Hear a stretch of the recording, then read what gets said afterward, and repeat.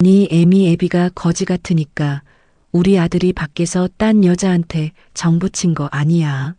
너만 조용히 꺼져주면 니네 아빠 병원비 절반은 보태주마. 친정아빠 심장 수술비 2천만 원 때문에 무릎 꿇고 빌었던 그날 밤 시어머니가 협의이혼 서류 옆에 던진 거래였습니다. 어이가 없어서 말도 안 나오더라고요. 남편은 옆에서 내연녀 임신했다며 도장이나 찍으라고 무미건조하게 통보했고요. 저는 그 자리에서 결혼 반지 빼서 서류 위에 던지고 빈 캐리어 하나 끌고 새벽 2시에 그 집을 나왔습니다. 그런데 딱 일주일 뒤 시댁이 풍비박산 나기 시작했어요. 시어머니한테서 부재중 전화 100통, 음성 메시지 12통이 하루 만에 쏟아지는데 저는 단 한 통도 받지 않았습니다. 8년 동안 흘린 제 땀, 이자까지 쳐서 돌려받은 이야기 지금 시작합니다. 병원 복도 의자에 앉아 있는데 다리가 말을 듣지 않았습니다. 조금 전 진료실에서 들은 말이 머릿속을 빙빙 돌고 있었죠. 보호자분, 아버님 심장 혈관이 많이 막혀 있어서요. 우회로를 만들어주는 수술을 빨리 받으셔야 합니다. 담당인은 안경을 고쳤으며 차분하게 말을 이었습니다. 보험으로 안 되는 부분이랑 회복기 6개월 간병비까지 합치면 본인 부담만 2천만 원 정도 보셔야 해요. 저는 입술을 깨물며 고개를 끄덕였습니다. 네, 알겠습니다. 일정은 언제쯤 잡을 수 있을까요? 빠를수록 좋습니다. 가족분들이랑 상의하시고 연락 주세요, 따님. 진료실을 나와 복도 의자에 앉자마자 무릎이 후들거리기 시작했습니다. 가방을 뒤져 통장을 꺼내 보았습니다. 친정 명의로 몰래 모아둔 비상금이 480만 원. 8년 동안 시댁 카페 본점에서 새벽 6시에 출근해 밤 11시에 마감까지 도맡으며 받아온 돈은 명절마다 시어머니가 봉투에 넣어주던 용돈 몇십만 원이 전부였습니다. 결혼 8년차 며느리가 자기 이름으로 가진 돈이 480만 원이라니 숫자가 눈앞에서 흐려졌습니다. 한참을 그렇게 앉아 있다가 겨우 일어나 시댁 카페 본점으로 향했습니다. 사무실 문을 열자 시어머니가 장부를 들여다보고 있었습니다. 저는 가방을 내려놓고 시어머니 앞에 고개를 깊이 숙였습니다. 어머님, 드릴 말씀이 있어서 왔어요. 무슨 일인데? 시어머니가 안경 너머로 저를 쳐다봤습니다. 친정아빠가 심장 수술을 받으셔야 하는데 비용이 2천만 원이나 들어요. 8년 동안 제가 매장에서 일한 거 어머님도 아시잖아요. 매달 월급 명목으로라도 도와주시면 안 될까요? 부탁드려요, 어머님. 시어머니는 잠시 저를 빤히 쳐다보다가 장부를 거칠게 덮었습니다. 예, 너 지금 무슨 소리를 하는 거니? 어머님, 남의 집 사정 때문에 우리 사업체 돈을 빼다 쓰자고? 친정 형편이 어려운 게 왜 우리 책임이야? 시어머니가 자리에서 일어나며 한숨을 길게 내쉬었습니다. 내가 너 며느리로 들인 거지 직원으로 뽑은 거 아니야. 매장에서 좀 거둔 거 가지고 월급 타령하지 마라. 어머님, 거둔 정도가 아니라 제가 8년을. 됐다. 더 듣기 싫다. 시어머니는 그대로 사무실을 나가버렸습니다. 직원들이 슬쩍 눈치를 보며 자리를 비켜주는 게 느껴졌습니다. 저는 빈 가방을 들고 사무실을 나섰습니다. 8년 동안 새벽 출근과 야간 마감을 도맡았던 그 사무실을 마치 처음 보는 사람처럼 한번 돌아봤죠. 집에 도착했을 때는 밤 11시가 넘어 있었습니다. 현관문을 열자 거실 식탁에 남편이 정장 차림으로 앉아 있는 게 보였습니다. 평소 같으면 운동복 차림으로 소파에 누워 있을 시간이었죠. 식탁 위에는 흰 봉투 하나가 가지런히 놓여 있었습니다. 저는 가방을 든 채로 식탁 앞에 멈춰 섰습니다. 왜 그러고 앉아 있어? 무슨 일 있어? 남편이 봉투를 제 쪽으로 밀었습니다. 이거 한번 봐. 봉투 안에는 협의이혼 서류와 위자료, 재산분할 포기 각서가 들어 있었습니다. 손이 미세하게 떨렸지만 저는 서류를 끝까지 펼쳐봤습니다. 이게 뭐야? 보면 알잖아. 민호 씨, 지금 장난해? 남편이 의자에 등을 기대며 입을 열었습니다. 장난 아니야. 정리하자. 정리? 무슨 정리? 나 만나는 사람 있어. 그 사람이 임신했어. 남편의 목소리에는 미안함도 망설임도 없었습니다.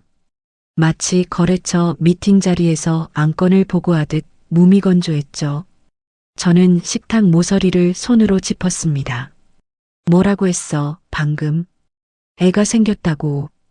그러니까 너랑은 끝내야 돼. 민호 씨, 지금 제정신이야? 어머니랑도 다 얘기 끝났어. 너 도장만 찍으면 돼. 그 순간 현관 비밀번호 누르는 소리가 들렸습니다. 시어머니가 자기 집처럼 문을 열고 들어와 식탁으로 다가왔습니다. 얘 와 있었니? 시어머니가 의자를 빼서 남편 옆에 앉았습니다. 저는 시어머니를 똑바로 쳐다봤습니다. 어머님도 이거 알고 계셨던 거예요? 알다 뿐이니. 내가 정리시킨 거지.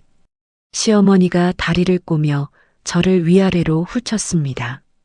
솔직히 말해서 친정 형편이 그 모양이니까 우리 아들이 밖에서 마음 둘 때를 찾은 거 아니겠니? 너도 지피는 거 있잖아. 어머님, 너만 조용히 나가주면 친정 아버지 병원비 절반은 보태주마. 어떠냐? 저는 식탁 위 서류를 내려다봤습니다. 손가락 끝에서 시작된 떨림이 어깨까지 올라왔습니다. 8년이라는 시간이 한꺼번에 발끝으로 빠져나가는 기분이었죠. 저는 가방을 다시 어깨에 맸습니다. 어머님, 한 가지만 물을게요. 뭔데? 8년 동안 제가 매장에서 일한 거 어머님 머릿속에서는 뭐였어요? 시어머니가 코웃음을 쳤습니다. 며느리가 시댁 일 거드는 게 뭐가 그렇게 대단해. 다 그러고 살아. 알겠어요. 저는 안방으로 들어가 문을 닫았습니다. 옷장 위에서 캐리어를 꺼내 침대에 올렸습니다. 당장 입을 옷 몇 벌, 신분증, 통장 한 권. 그게 전부였습니다. 가구도 가전도 결혼할 때 가져온 혼수도 손대지 않았습니다. 서랍을 열어 결혼 반지를 꺼냈죠. 손가락에 끼고 다닌 지 8년 된 반지가 오늘따라 무겁게 느껴졌습니다. 캐리어를 끌고 거실로 나왔습니다. 남편과 시어머니는 여전히 식탁에 앉아 있었습니다. 저는 식탁 앞에 멈춰서서 반지를 협의이혼 서류 한가운데에 가만히 내려놓았습니다. 민호 씨, 왜? 반지 여기 둘게. 도장은? 저는 남편을 똑바로 쳐다봤습니다. 도장은 안 찍어. 뭐? 이렇게는 못 끝내. 정식으로 가. 시어머니가 헛웃음을 터뜨렸습니다. 얘 좀 봐. 갑자기 어디서 그런 배짱이 나와서. 어머님, 병원비 보태주신다는 거요. 그거 안 받을게요. 뭐라고? 제가 알아서 할게요. 어머님 돈은 한 푼도 받기 싫어요. 저는 캐리어 손잡이를 꽉 쥐었습니다. 현관문 손잡이를 돌리는데 뒤에서 시어머니 목소리가 날아왔습니다. 너 후회한다. 두고 봐. 저는 뒤도 돌아보지 않고 문을 닫았습니다. 새벽 2시였습니다. 엘리베이터 거울에 비친 제 얼굴은 화장이 다 지워져 있었고 눈밑이 시커멓게 패여 있었습니다. 캐리어 바퀴 소리만 또각또각 빈 복도를 울렸죠. 아파트 단지를 빠져나와 큰 길로 나섰지만 갈 곳이 없었습니다. 택시를 잡아 친정 동네 근처 24시간 찜질방으로 향했습니다. 수면실 한 구석에 자리를 잡고 누웠지만 잠은 오지 않았습니다. 천장 형광등을 멍하니 올려다보는데 아빠 얼굴이 떠올랐습니다. 수술실로 들어가실 아빠. 엄마 손을 잡고 보호자석에 앉아 있을 엄마. 저는 베개에 얼굴을 묻고 소리를 죽였습니다. 다음 날 아침 찜질방에서 나와 친정으로 향했습니다. 대문을 열고 들어가자 엄마가 마당에서 빨래를 널다가 저를 보고 멈췄습니다. 어머, 우리 딸 어쩐 일이야. 저는 캐리어를 얼른 등 뒤로 숨겼습니다. 그이가 출장 가서 잠깐 와 있으려고. 출장? 갑자기? 응, 한 달 정도. 회사 일 때문에. 엄마가 제 얼굴을 한참 들여다봤습니다. 저는 얼른 시선을 피하며 부엌으로 들어갔죠. 엄마, 내가 아침 차릴게. 아빠는? 안방에 계셔. 어제 약 드시고 좀 주무셨다. 저는 앞치마를 두르고 냉장고를 열었습니다. 밥을 안 치는데 손이 자꾸 떨렸습니다. 된장찌개를 끓이다 말고 화장실로 들어가 문을 잠갔죠. 수도꼭지를 틀어놓고 변기 위에 앉아 입을 손으로 막았습니다. 소리가 새어나가지 않게. 아빠한테는, 엄마한테는 절대로. 한참을 그렇게 있다가 세수를 하고 나왔는데 부엌 식탁 위에 따뜻한 보리차 한 잔이 놓여 있었습니다. 엄마는 거실 소파에 앉아 텔레비전만 보고 있었죠. 저는 보리차를 들고 엄마 옆에 앉았습니다. 엄마는 제 손등을 가만히 쓰다듬으며 입을 열었습니다. 우리 딸, 천천히 말해도 돼. 저는 보리차 잔을 두 손으로 꼭 쥐었습니다. 오후에 친정 근처 부동산을 돌았습니다. 보증금 300만 원에 월세 35만 원짜리 고시텔 방을 계약했습니다. 복도식 건물 4층, 창문 하나에 책상 하나, 침대 하나. 문을 닫으면 양팔을 다 벌리기도 어려운 좁은 방이었지만 제 이름으로 된 첫 번째 공간이었습니다. 캐리어를 한 구석에 세워두고 침대에 걸터 앉았습니다. 8년 만에 처음으로 누구의 며느리도 누구의 아내도 아닌 공간 안에 들어와 있다는 게 낯설었죠. 벽지를 한참 들여다봤습니다. 해가 다 지고 방 안이 어두워지도록 그렇게 앉아 있었습니다. 밤이 깊어 침대에 누웠는데 핸드폰이 진동했습니다.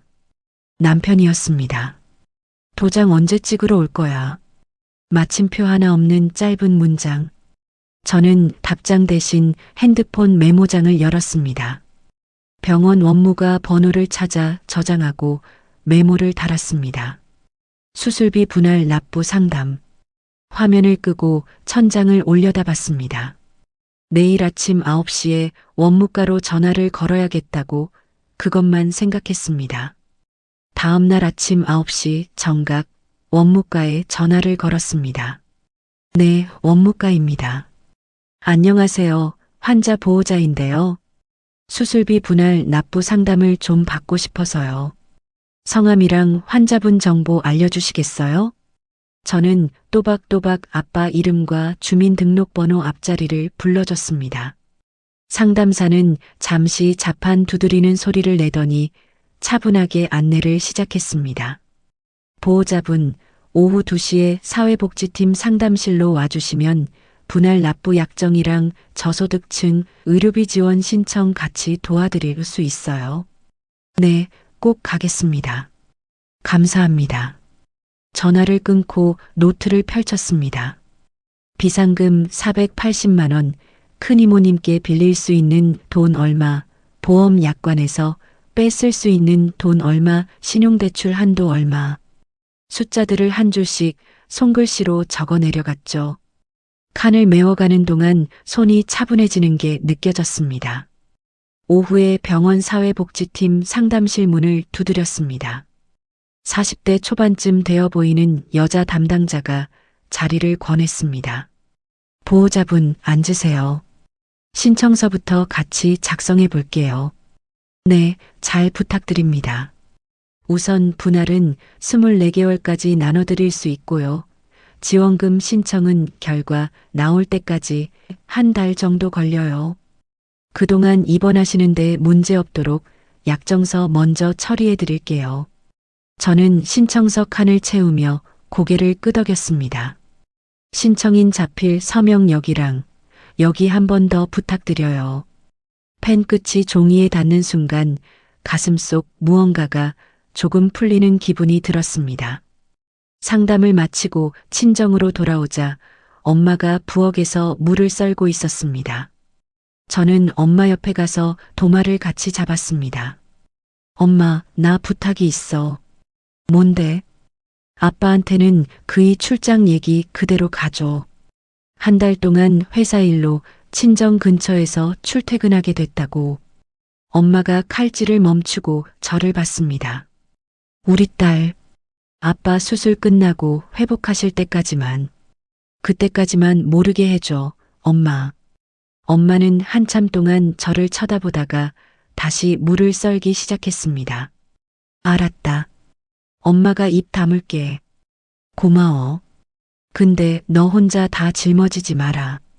엄마가 모르는 척 해줄 뿐이지 진짜 모르는 거 아니야. 저는 그저 고개만 끄덕였습니다. 말을 더하면 또 울 것 같아서요. 집으로 돌아온 저녁 책상 서랍 깊은 곳에서 오래된 명함첩을 꺼냈습니다. 결혼 전 호텔 베이커리에서 일할 때 받았던 명함들이었죠. 먼지가 앉은 비닐 포켓을 한 장 한 장 넘기는데 익숙한 이름들이 눈에 들어왔습니다. 선임 셰프 한 분, 같이 일하던 동료 2명. 저는 핸드폰을 꺼내 짧은 메시지를 보냈습니다. 안녕하세요, 한지우예요. 오랜만에 연락드려서 죄송해요. 혹시 시간 되실 때 통화 한번 가능할까요? 답장은 다음 날 오전에 왔습니다. 호텔 시절 같이 일하던 동료가 동네 베이커리 한 곳을 알려줬습니다. 오후 3시라는 이름의 작은 가게가 직원을 구한다고요. 저는 바로 전화를 걸어 면접 약속을 잡았습니다. 다음 날 오전 10시 베이커리 문을 열고 들어가자 50대 후반쯤 되어 보이는 사장이 앞치마를 두른 채 진열대를 닦고 있었습니다. 안녕하세요. 면접 보러 왔어요. 한지우라고 합니다. 아, 오세요. 이력서 가져오셨죠? 사장은 카운터 옆 작은 테이블에 저를 앉히고 이력서를 한참 들여다봤습니다. 호텔에서 일하셨네요. 그것도 꽤 오래. 네, 결혼 전까지 7년 정도요. 근데 우리 가게는 너무 작아서요. 파티시의 자리는 이미 다 찼고. 저는 무릎 위에 손을 얹고 사장 말을 끝까지 들었습니다. 오픈 준비 보조 자리는 있어요. 새벽 4시에 나와서 반죽 잡고 5분 예열하는 거. 최저 시급이고. 할게요. 사장이 이력서에서 눈을 떼고 저를 봤습니다.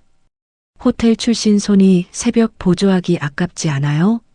아깝지 않아요. 일할 수 있게 해주세요. 사장은 잠시 저를 쳐다보다가 고개를 끄덕였습니다. 내일부터 나와요. 새벽 4시. 베이커리 문을 나서는데 다리에 힘이 풀려 잠깐 가로등을 잡고 섰습니다. 8년 만에 받아낸 일자리였습니다. 다음 날 새벽 3시 40분에 고시텔을 나섰습니다. 가게 뒷문으로 들어가 앞치마를 두르고 반죽기 앞에 섰습니다. 밀가루 봉투를 끌어와 계량을 시작하는데 손이 미세하게 떨렸습니다. 8년 동안 시댁 카페에서 케이크 진열만 했지 직접 반죽을 잡아본 지 너무 오래였죠. 처음 30분은 손이 따로 노는 기분이었습니다. 그런데 2시간쯤 지나자 신기한 일이 벌어졌습니다. 손가락이 먼저 기억을 더듬어가기 시작했죠. 반죽 농도를 잡는 손목 감각, 오븐 문을 여닫는 타이밍, 빵 표면에 칼집을 내는 각도, 머리보다 몸이 먼저 움직였습니다. 일주일이 지난 어느 아침 마감을 끝내고 앞치마를 벗는데 사장이 다가왔습니다. 지우 씨. 네, 사장님. 손이 살아있네. 네. 다음 주부터 정식 파티시에 자리로 옮겨요. 시급도 다시 정합시다. 저는 앞치마를 2손으로 꽉 쥐었습니다. 감사합니다, 사장님. 감사는 무슨. 일 잘하는 사람한테 맞는 자리 주는 게 당연하지. 사장이 등을 두드려주고 자리를 떴습니다. 저는 가게 뒷문으로 나가 잠깐 벽에 기대섰습니다. 새벽 공기가 폐소까지 들어오는 게 느껴졌죠. 그 무렵 시댁 카페에서는 한바탕 난리가 났다는 이야기가 흘러들어왔습니다. 옛 동료 직원에게서 안부 전화가 왔거든요.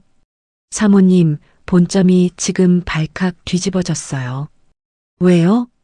식자재 발주가 다 엉켜서 주말에 케이크 재료가 동났어요. 손님들 항의가 빗발쳐서 후기 게시판이 난리예요. 사장님은요? 사장님이 직접 매장에 나오셔서 직원들한테 한참 호통치셨어요. 솔직히 사모님 계실 때는 이런 일이 없었잖아요. 저는 핸드폰을 귀에서 잠시 떼고 숨을 골랐습니다. 전화 줘서 고마워요. 너무 신경 쓰지 말고 직원들끼리 잘 견디세요. 네, 사모님. 건강하세요. 전화를 끊고 핸드폰을 책상에 엎어뒀습니다. 통쾌함이라기보다는 그저 담담했죠. 8년 동안 제가 손으로 막아오던 자리가 비어 있는 거니까요. 출근 2주차 어느 오후였습니다. 베이커리 주방에서 신메뉴 시제품을 만들고 있는데 사장이 누군가를 데리고 들어왔습니다. 지우 씨, 인사해요. 컨설팅 의뢰차 오신 분.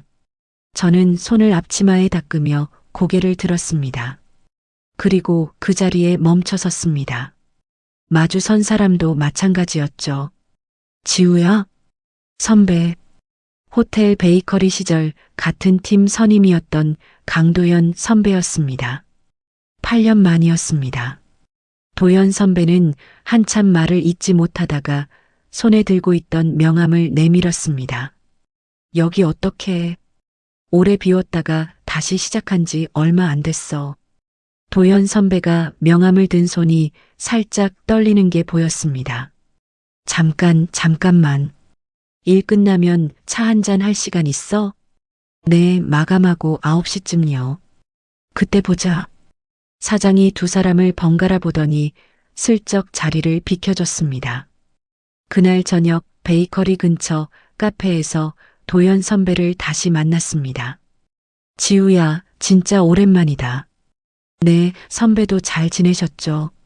나는 작년에 디저트 컨설팅 회사 차렸어. 작은데 그래도 굴러는가. 대단하시네요. 도연 선배는 커피잔을 손으로 감싸쥐며 한참 저를 봤습니다. 지우야, 묻기 좀 그런데. 네. 왜 호텔 그만뒀어? 그때 너 진짜 잘 만들었잖아. 저는 컵 안얼음만 들여다봤습니다. 결혼하면서요. 시댁 일 도와야 한다고 해서. 그래서 8년 동안 빵은 안 잡았어? 네. 도연 선배가 입을 꾹 다물었습니다. 뭔가 말하려다 삼키는 표정이었죠. 지우야, 내가 제안 하나 해도 될까? 네, 말씀하세요. 우리 회사에서 외주로 메뉴 개발 일을 좀 받아주면 어떨까? 베이커리 일 그대로 하면서 건당으로 계약하는 거. 부담 없게. 저는 잠시 도연 선배 얼굴을 봤습니다. 정말 괜찮은 일이에요? 내가 너 손 안다. 그때나 지금이나 이 일할 사람이야. 그 말이 이상하게 가슴 한쪽에 박혔습니다. 저는 천천히 고개를 끄덕였죠. 네, 해볼게요. 첫 외주 작업은 신생 카페의 시즌 메뉴 3종이었습니다. 일주일 동안 베이커리 마감 후 고시텔로 돌아와 새벽까지 시제품을 그렸습니다. 레시피 노트에 재료 비율을 적고 데코를 스케치하고 보관 온도와 유통기한까지 빠짐없이 정리했죠. 납품을 마친 다음 날 도연 선배 회사에서 거래 명세서가 왔습니다. 한지우 귀하. 8년 만에 제 이름으로 받은 첫 거래 명세서. 저는 명세서를 한참 들여다봤습니다. 종이가 따뜻하게 느껴지는 게 이상했습니다. 며칠 뒤 도연 선배에게서 전화가 왔습니다. 지우야, 시간 있으면 사무실로 한번 와줄래? 무슨 일 있으세요? 와서 얘기하자. 도연 선배 사무실은 작지만 깔끔했습니다. 회의 테이블에 마주 앉자마자 선배가 본론을 꺼냈습니다. 지우야, 외주 말고 우리 회사로 들어와 줄 수 있어? 정식으로요? 월 350만 원 고정에 성과급 별도, 4대 보험 다 들어가고.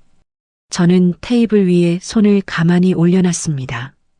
선배, 저 지금 상황이 좀 복잡해요. 알아도 돼? 모르면 모르는 대로 좋고. 저는 잠시 망설이다가 입을 열었습니다.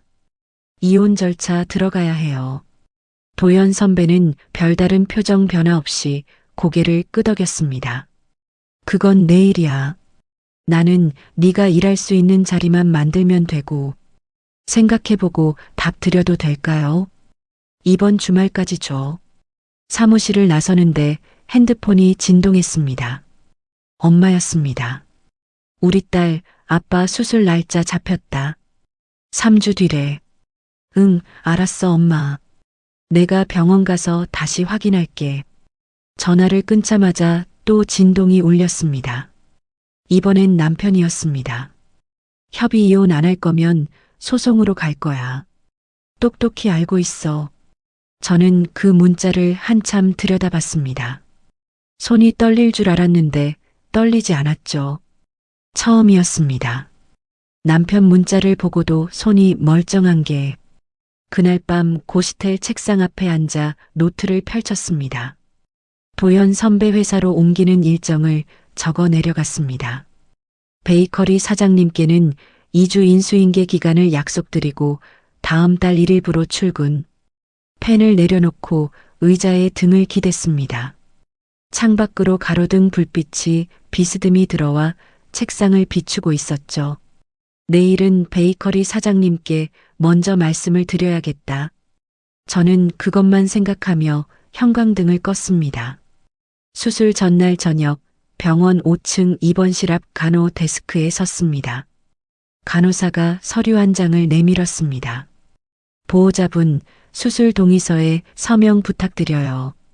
네, 어디에 쓰면 될까요? 여기 보호자란이요. 환자분과 관계도 같이 적어주시고요. 저는 펜을 받아들고 잠시 멈췄습니다. 보호자란 옆 빈칸을 들여다봤죠. 8년 동안 어떤 서류에 서명할 때마다 늘 배우자란에 이름을 적었습니다. 오늘은 처음이었습니다. 딸로서 서명하는 게. 펜을 잡은 손이 종이 위에서 잠시 멈췄다가 천천히 움직였습니다. 한지우, 그리고 그 옆에 딸이라는 두 글자. 서명을 마치고 펜을 돌려주는데 간호사가 미소를 지었습니다. 수고하셨어요. 내일 아침 6시에 수술실 앞으로 오시면 돼요. 네, 감사합니다. 입원실 문을 살짝 열어보니 아빠는 침대에 누워 천장을 보고 있었습니다. 저는 침대 옆 의자에 앉았습니다. 아빠 안 주무셔? 잠이 안 와서. 많이 떨려? 안 떨린다. 우리 딸. 의사 선생님이 잘 해주실 거다. 아빠가 제 손을 잡았습니다. 손이 얼음장처럼 차가웠죠. 아빠 손 왜 이렇게 차?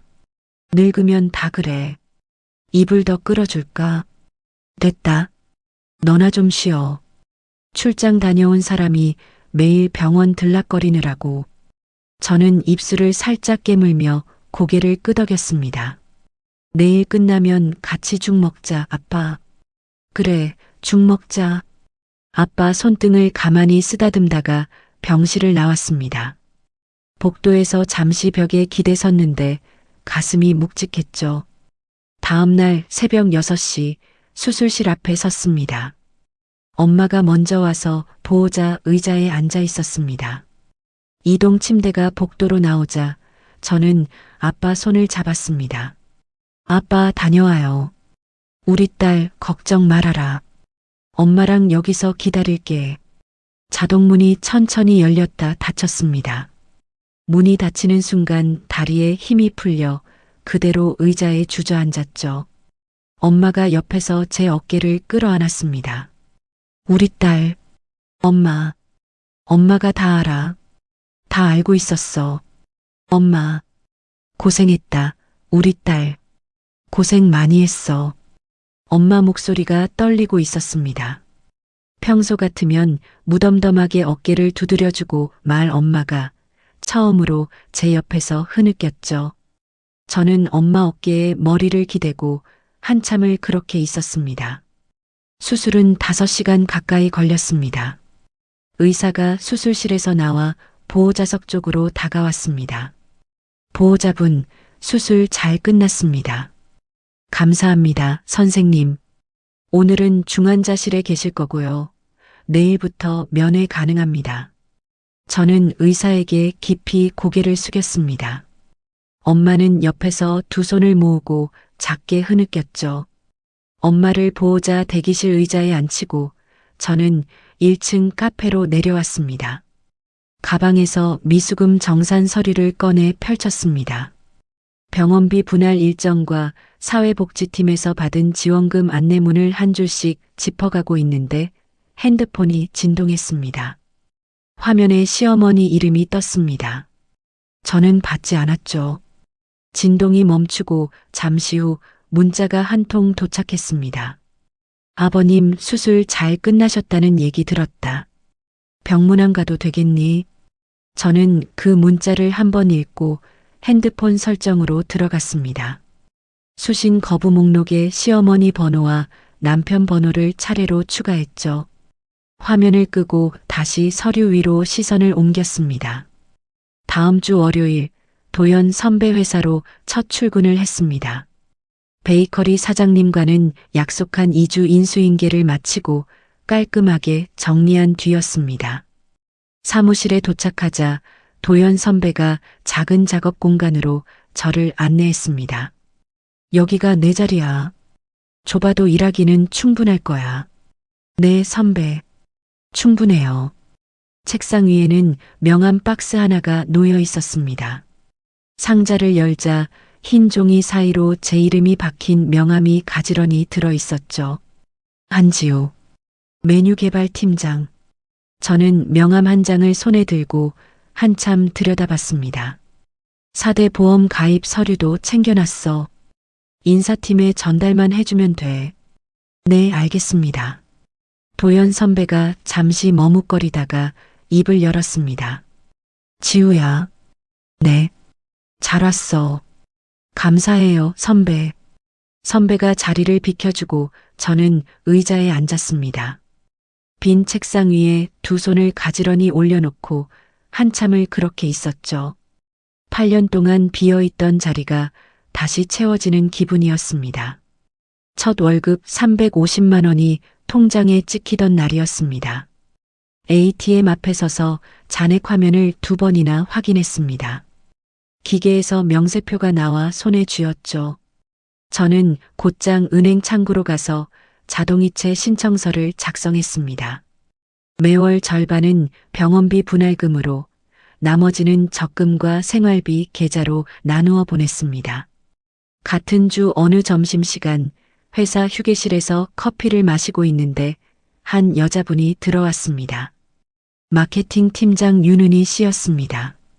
저와 또래로 보였고 짧은 단발머리에 차분한 인상이었죠. 지우 씨, 이거 같이 드실래요? 빵 좀 사왔는데. 감사합니다, 팀장님. 같이 좀 앉아도 돼요? 네, 앉으세요. 은희 씨가 맞은편 의자에 앉으며 빵 봉지를 내려놨습니다. 메뉴 개발하시는 분이 빵 받으면 좀 그러시죠? 아니에요.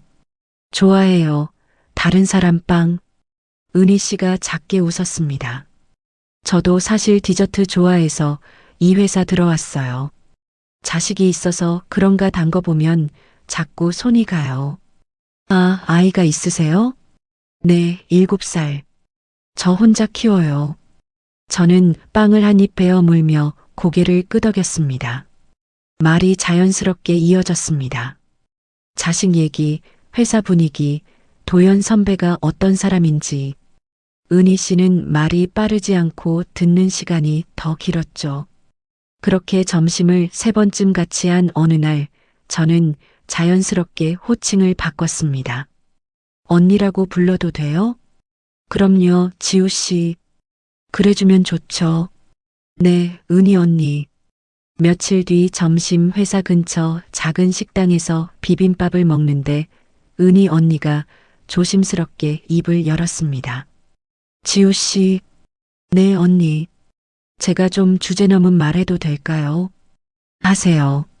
지우 씨 표정 보면 뭐 정리해야 할 일이 있는 것 같아서요.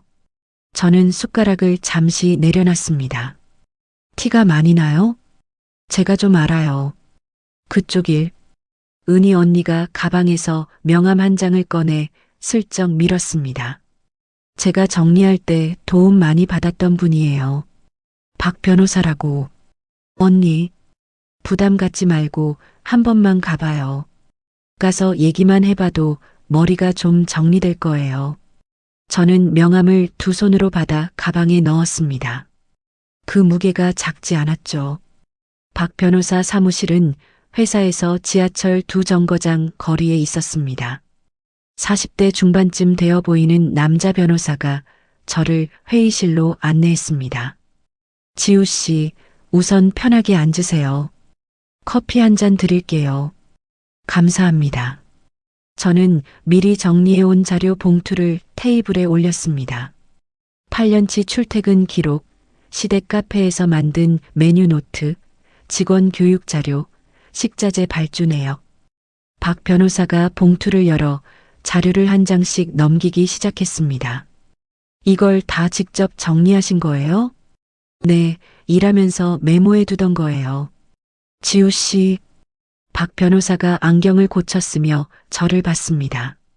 이 정도면 위자료뿐만 아니라 재산 분할에서도 충분히 다툴 만해요. 정말요? 가족 사업이라고 해도 며느리 무급 노동을 8년 입증할 자료가 이렇게 정리된 경우는 드물어요. 저는 두 손을 무릎 위에 가만히 모았습니다. 근데 변호사님, 저 솔직히 말씀드릴게요. 착수금 한 번에 못 드려요. 그건 천천히 의논합시다.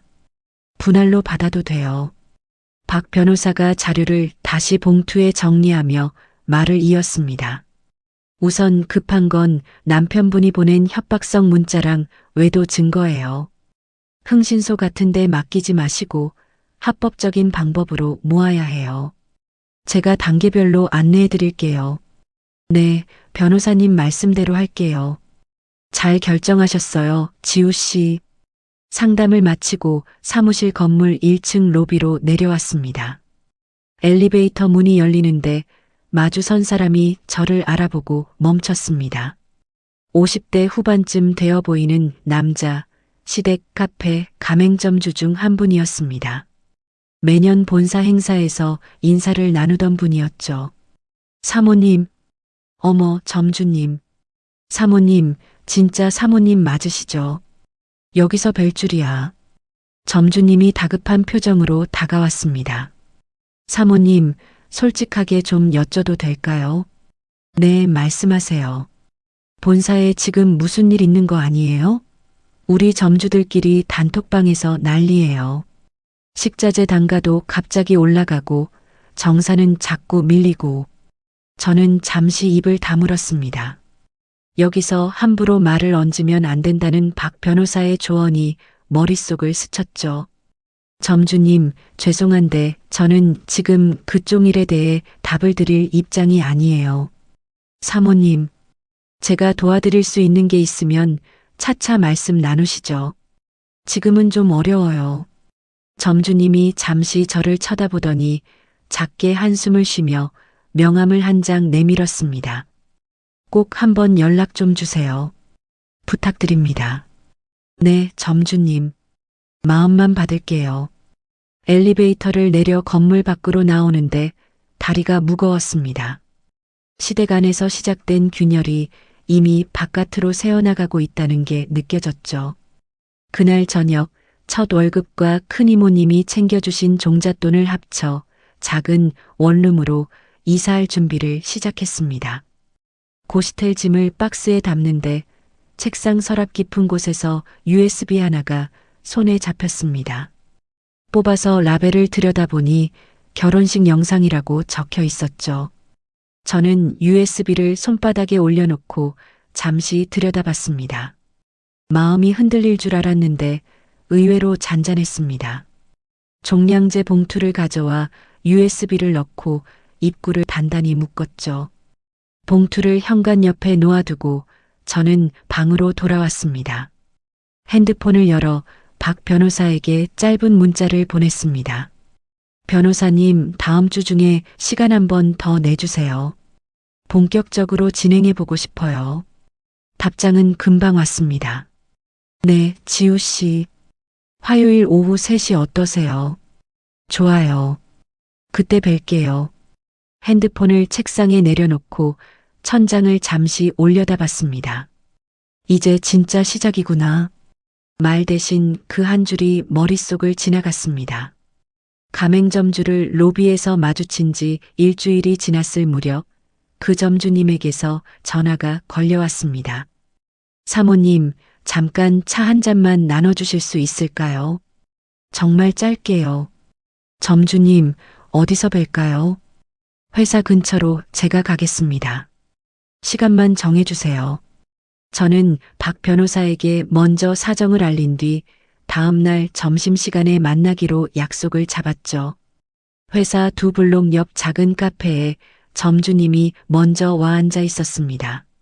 자리에 앉자마자 점주님은 손을 비비며 말을 꺼냈습니다. 사모님, 솔직히 말씀드릴게요. 본사가 2달 사이에 식자재 단가를 20% 올렸어요. 20%요? 그리고 정산도 한 달씩 자꾸 밀려요. 지난달 정산이 이번 달 마감 전에 들어와야 우리가 직원 월급을 주는데 이게 흔들리니까 다 같이 죽게 생긴 거예요. 저는 커피잔을 2손으로 감싸 쥐었습니다. 점주님들 단톡방이 있다고 하셨죠? 네, 지금 12명 들어와 있어요. 다들 발만 동동 굴리는데 누구 하나 본사에 정면으로 묻질 못해요. 사모님은 안에서 일해보신 분이니까 조언이라도 좀 부탁드리려고요. 점주님, 저는 잠시 호흡을 골랐습니다. 저는 지금 시댁이랑 정리 절차에 들어가 있어요. 점주님께 사적으로 조언을 드리면 점주님께도 저한테도 다 해가 돼요. 사모님, 제 변호사님이랑 먼저 의논하고 답을 드릴게요. 그 전까지는 점주님들끼리 일을 진행하시는 거예요. 저는 모르는 사람이에요. 점주님이 잠시 입을 다물고 저를 봤습니다. 알겠습니다. 그 정도만 해도 큰 힘이에요, 사모님. 점주님, 한 가지만요.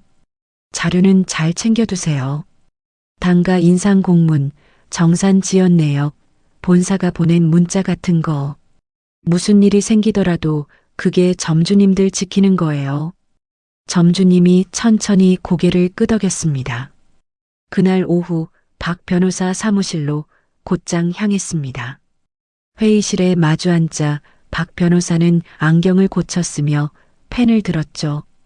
지우 씨, 결론부터 말씀드릴게요. 가맹점주분들이랑은 절대 직접 만나지 마세요. 네, 변호사님. 그분들이 본사를 상대로 분쟁을 시작하면 그 자체가 우리 재산분할 소송에서 시댁 카페가 부실하게 굴러갔다는 정황 증거가 돼요. 그래서 더 거리를 둬야 한다는 거죠. 맞아요. 지우 씨가 그쪽에 한마디라도 얹으면 저쪽 변호사가 지우 씨를 분쟁 배우로 몰아갈 수 있어요. 박 변호사가 펜으로 메모지를 톡톡 두드리며 말을 이었습니다. 가만히 계세요. 그게 지금 지우 씨가 할 수 있는 가장 강한 일이에요. 네, 변호사님 말씀대로 할게요. 그 주 주말이었습니다. 도연 선배 회사가 진행한 프랜차이즈 메뉴 리뉴얼 시연회가 호텔 연회장에서 열렸습니다.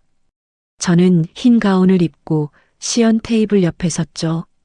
제가 개발한 시그니처 디저트가 차례로 시식대에 올라갔습니다.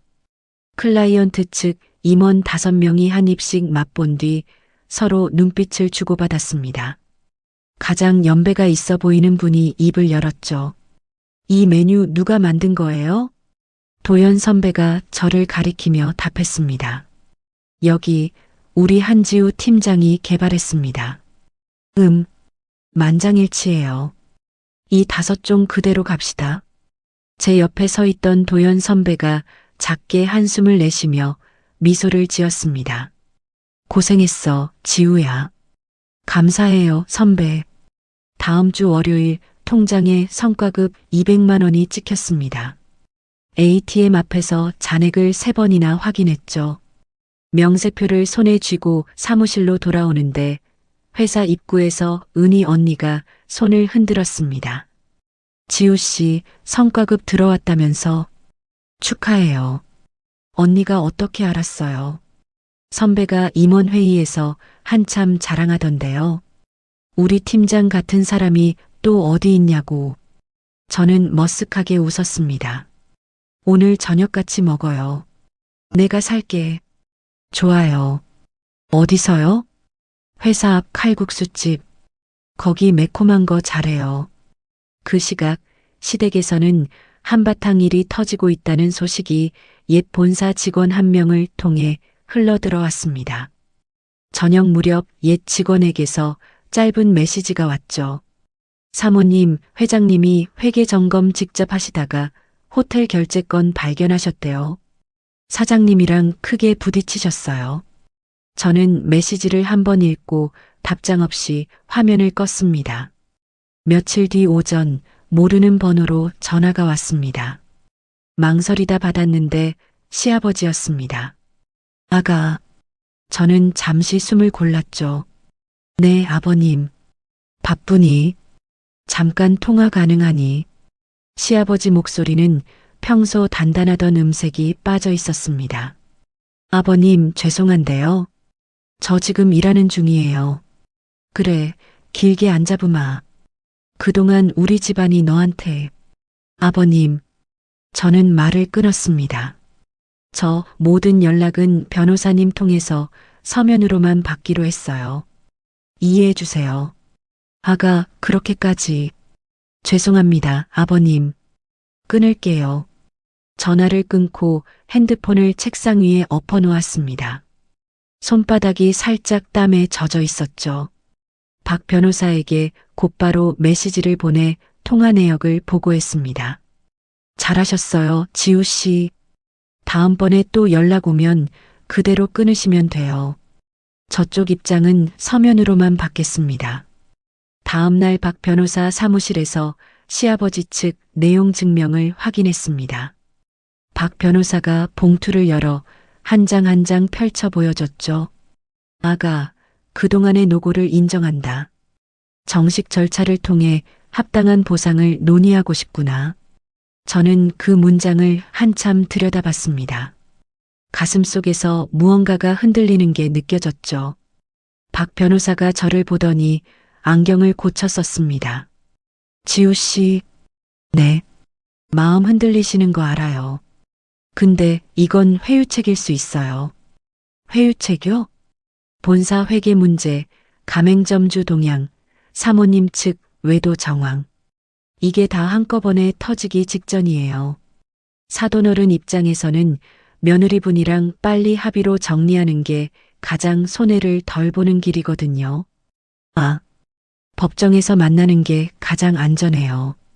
정마음이 쓰이시면 그 마음은 마음대로 두시고 절차는 절차대로 가셔야 돼요. 저는 두 손을 무릎 위에 모으며 천천히 고개를 끄덕였습니다. 네, 변호사님. 알겠어요. 며칠 뒤 일반 병실로 옮긴 아빠를 보러 갔습니다. 병실 문을 열자 큰 이모가 침대 옆 의자에 앉아 아빠와 이야기를 나누고 있었죠. 우리 조카 왔니? 큰 이모 오셨어요. 큰 이모가 자리에서 일어나 제 손을 잡았습니다. 지우야, 잠깐 복도 좀 나가자. 복도 끝 자판기 앞에서 큰 이모가 가방을 뒤져 흰 봉투 하나를 꺼냈습니다. 이거 받아라. 이게 뭐예요, 이모? 내 이모부랑 의논해서 모은 거다. 1,000만 원 들어있다. 저는 봉투를 두 손으로 받지 못하고 잠시 멈췄습니다. 이모, 저 이거 못 받아요. 받아. 이모, 제가 이제 일도 하고 있어서요. 어떻게든. 지우야. 큰 이모가 제 손에 봉투를 단단히 쥐어주며 저를 봤습니다. 내 엄마가 너 시집 보낼 때 내가 신부 화장 곱게 시켜서 보냈잖아. 그때 약속한 게 있어. 우리 조카 힘들면 내가 옆에서 손 잡아준다고. 이모. 그러니까 받아라. 이건 도움이 아니라 그때 한 약속이다. 저는 봉투를 가슴에 안고 그 자리에서 소리내어 울었습니다. 큰 이모가 등을 토닥였죠. 복도를 지나가던 간호사 한 분이 잠시 멈췄다가 자리를 비켜줬습니다. 병원에서 돌아오는 길에 박 변호사 사무실에 들러 착수금 잔액을 결제했습니다. 집으로 가는 지하철 안에서 통장 잔액을 확인했죠. 남은 금액으로 작은 원룸 이사를 마무리할 수 있을 만큼은 됐습니다. 이사 첫날 밤, 텅 빈 원룸 한가운데 박스 위에 앉아 노트를 펼쳤습니다. 펜을 들고 천천히 한 줄을 적었습니다. 이제 진짜 시작이다. 종이 위 잉크가 마르는 동안 잠시 그 줄을 들여다봤죠. 같은 시각, 시댁에서는 시아버지와 시어머니의 갈등이 본격적으로 새어나오고 있었습니다. 옛 본사 직원이 또 짧은 메시지를 보내왔죠. 사모님, 두 분이 따로 출근하시기 시작했어요. 사장님은 본점 매장이랑 한참 거리 두고 회장님은 사무실에 박혀 계세요. 직원들 분위기가 살얼음 판이에요. 저는 메시지를 한번 읽고 답장 없이 화면을 껐습니다. 그날 밤 11시쯤 은희 언니에게서 전화가 왔습니다. 지우 씨, 자요? 아니요, 언니. 아직 안 자요. 내일 일 하나 알려주려고. 가맹점 주분들이 본사 앞에서 1인 시위한대요. 1인 시위요? 네, 7명. 자영업 유튜브 채널 2곳에서 현장 취재 예고했고요. 자영업자 카페에도 글이 올라와 있어요. 언니가 어떻게 그걸? 우리 회사 클라이언트 중에 자영업 쪽 일하는 분이 있어요. 거기서 흘러들어왔어요. 저는 잠시 침묵했죠. 언니, 알려줘서 고마워요. 내일 일 마치고 변호사님이랑 일정 한번 정리해요. 협의 이혼 거부 의사도 정식으로 통보해야 할 때 같아요. 네, 그렇게 할게요. 전화를 끊고 박 변호사에게 짧은 메시지를 남겼습니다. 변호사님, 내일 본사 앞에서 가맹점 주분들 1인 시위 있다고 합니다. 다음 주 협의 이혼 거부 통보 일정 잡고 싶어요. 답장은 금방 왔죠. 네, 지우 씨. 내일 오전 상황 보면서 같이 일정 정리합시다. 핸드폰을 베개 옆에 두고 자리에 누웠습니다. 박스로 가득한 방 천장이 낯설었지만 이상하게 마음은 차분했죠. 내일 본사 앞 풍경이 머릿속에 잠시 떠올랐다 사라졌습니다. 저는 눈을 감고 손등으로 이마를 가만히 덮었습니다. 다음 날 오전 9시쯤이었습니다. 회사 사무실에서 메뉴 스케치를 그리고 있는데 은희 언니가 노트북을 들고 제 자리로 다가왔습니다. 지우 씨, 영상 올라왔어요. 벌써요? 실시간으로 올라오고 있어요. 한번 봐요. 언니가 모니터를 제 쪽으로 돌려줬습니다. 화면 속에는 시댁 카페 본사 앞 인도의 점주님 7분이 피켓을 들고 한 줄로 서 있었습니다. 피켓에는 굵은 글씨로 본사는 정산을 책임져라, 당가 인상 즉시 철회하라고 적혀 있었죠. 영상 아래 댓글이 빠르게 올라오고 있었습니다. 저 브랜드 자주 가는 곳인데 충격이다. 이런 일이 있었구나. 앞으로는 안 가야겠다. 언니가 키보드를 두드려 다른 창을 열었습니다. 여기 좀 보세요. SNS 평점. 화면에 시댁 카페 본사 페이지가 떠 있었습니다. 평점별이 4.2에서 어제부터 빠르게 떨어지더니 그 자리에서 2.8까지 내려갔죠. 하루 만에 이렇게 빠지면 회복 거의 못해요. 언니, 지우 씨는 가만히 있어요. 우리는 우리 일만 하면 돼요. 저는 노트북에서 시선을 떼고 다시 스케치 노트로 눈을 돌렸습니다. 연필을 잡은 손에 힘을 주는데 핸드폰이 진동했습니다. 화면을 보니 시어머니였습니다. 받지 않고 화면을 엎어뒀죠. 5분 뒤 또 진동, 10분 뒤 또 진동. 점심시간이 되기 전까지 시어머니에게서 부재중 전화가 24통이 쌓였습니다. 저는 핸드폰 무음 모드로 돌리고 점심을 먹으러 나갔죠. 오후 3시 책상으로 돌아와 핸드폰을 확인했습니다. 음성 메시지 12통, 부재중 전화 100통이 넘었습니다. 녹음된 음성 메시지를 한 통만 눌러봤죠. 지우야, 한 번만 보자. 응? 다 풀어보자. 한 번만 만나서. 어머니가 잘못한 거 있으면 사과할게, 아가. 목소리가 떨리고 있었습니다. 평소 같으면 절대 듣지 못했을 톤이었죠. 저는 다음 메시지로 넘기지 않고 그대로 화면을 껐습니다. 답장도 회신도 하지 않았습니다. 박 변호사 사무실로 향한 건 그날 저녁이었습니다. 회의실에 마주 앉자 박 변호사가 서류 한 묶음을 테이블 위에 펼쳤습니다. 지우 씨, 결정해야 할 시간이에요. 네, 변호사님. 협의 이혼 안 한다는 입장 정식으로 통보하고 우리는 이혼 소송으로 갑니다. 소장 초안 한번 같이 봐요. 박 변호사가 한 장씩 짚어가며 설명을 이어갔습니다. 이혼 사유는 2가지로 정리했어요. 첫째, 남편 측 부정행위.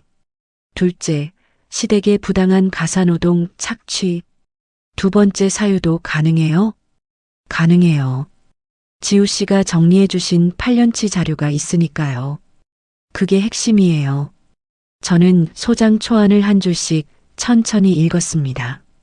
제가 8년 동안 매장에서 한 일이 글자로 차근차근 적혀 있었죠. 8년 동안 한 번도 누구에게도 인정받지 못한 일이 처음으로 종이 위에서 형태를 갖추는 순간이었습니다. 변호사님, 이대로 진행해 주세요. 네, 다음 주 월요일에 가정법원에 접수할게요. 박 변호사가 펜을 내려놓고 저를 봤습니다. 지우 씨, 한 가지 더요. 남편분 쪽에서 곧 직접 연락 올 거예요. 회유든 협박이든. 어떻게 해야 돼요? 받으세요. 단 제가 사무실에 와 계실 때만요. 통화 녹음동에 받으시고 자연스럽게 외도랑 임신 사실 인정 발언 끌어내시면 돼요. 제가 할 수 있을까요? 하실 수 있어요. 8년 동안 매장 운영하신 분이에요. 저는 작게 고개를 끄덕였습니다.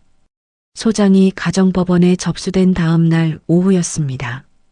박 변호사 사무실 회의실에 앉아 핸드폰을 책상 위에 올려뒀습니다.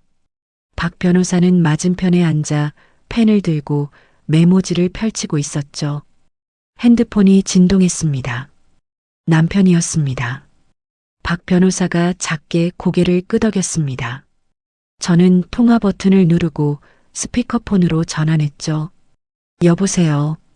지우야. 남편이 처음으로 제 이름을 부른 게 8년 만이었습니다. 저는 책상 모서리를 손가락으로 가만히 짚으며 입을 열었죠. 민호 씨, 무슨 일이야? 소장 받았어. 우리 이렇게까지 가야 돼? 민호 씨가 보낸 문자가 마지막 통보였잖아. 그건 내가 좀 흥분해서. 흥분? 지우야, 우리 그냥 협의로 가자. 응? 저는 박 변호사 쪽을 한번 본 뒤 다시 입을 열었습니다. 민호 씨, 한 가지만 묻자. 뭔데? 그 사람 아직 만나?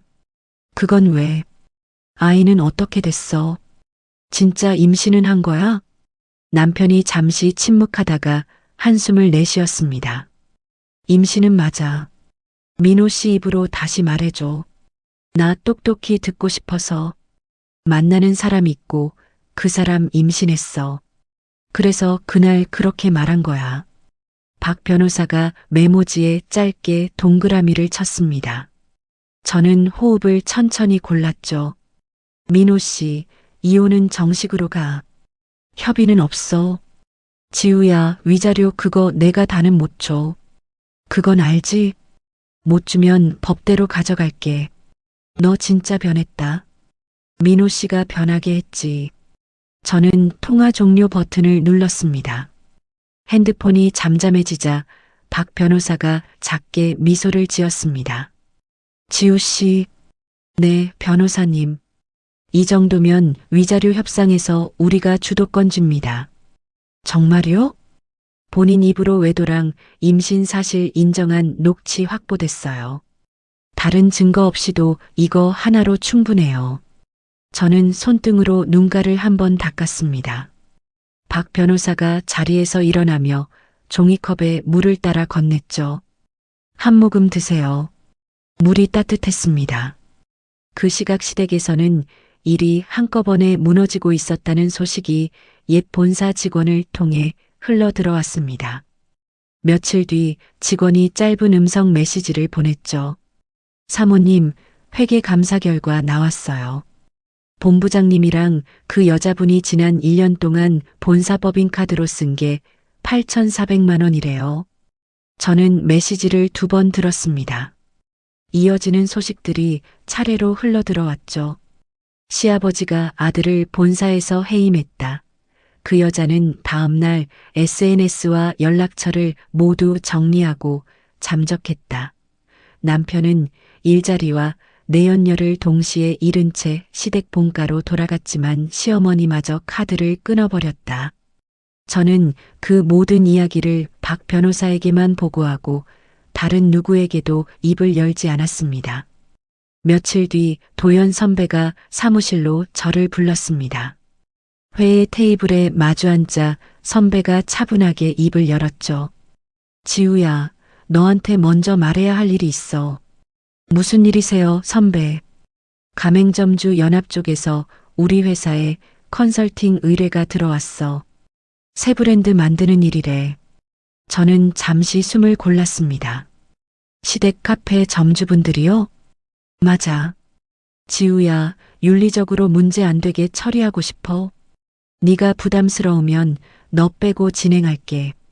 결정 네가 해. 저는 도연 선배 얼굴을 한참 봤습니다. 선배의 눈빛은 흔들림이 없었죠. 선배, 며칠만 생각해 볼게요. 그래, 천천히 결정해. 그날 저녁 원룸으로 돌아와 노트를 펼쳤습니다. 한 줄씩 적어 내려갔죠. 이 일은 시댁을 무너뜨리는 일인가, 새로운 브랜드를 만드는 일인가. 점주님들은 시댁이 아니다. 그분들은 8년 동안 본사 정산에 의존해 살아온 사람들이다.